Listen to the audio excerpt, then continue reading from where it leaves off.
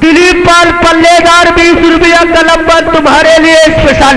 और लेकिन गाना ये नहीं, हमारे दिलीप पाल जी के लिए कोई गजल भेजिएगा। आ गए हमारे भैया राज बाबू पंडित उर्फ फैजान भाई, उनकी तरफ दोनों भाइयों की तरफ से 10 रुपया इनाम दे रहे। गाने की फरमाइश मांग रहे, तुम मेरे बाद मोहब्बत को तरस जाओगी। और मेरी आंखों में आंसू लेके मुस्कुराते हो,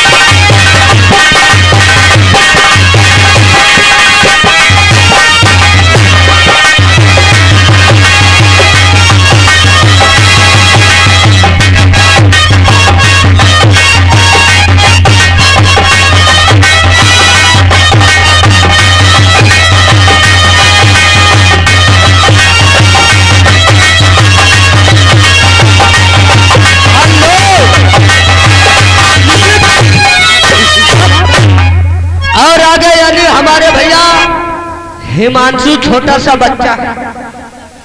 हिमांशु छोटा सा बच्चा है जो कि सामने बैठा हुआ है। 20 की नोट में 10 रुपया इनाम है। गोरी तो हर लाल घाघरा वाला गाना छोटे से बच्चे जी के लिए भेजे।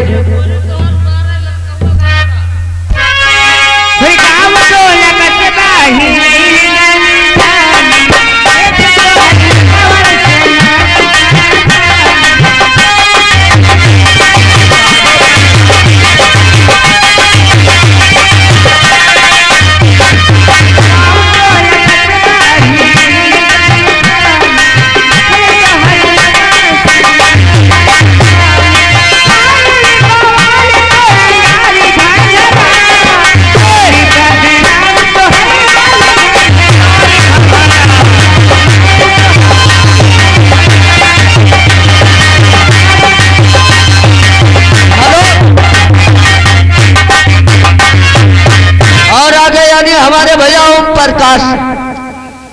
प्रकाश भैया इसी गांव के रहने वाले बगाहा के घर मालिक के लिए 50 रुपया बिहार है।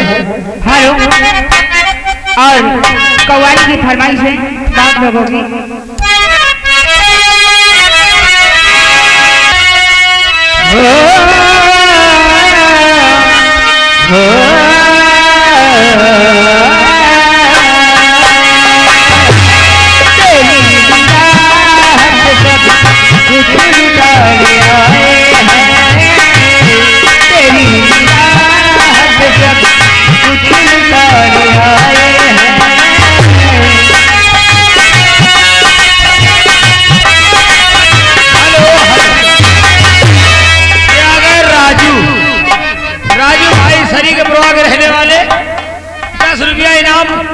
मोंगली की भरपाई मांग रहे हैं।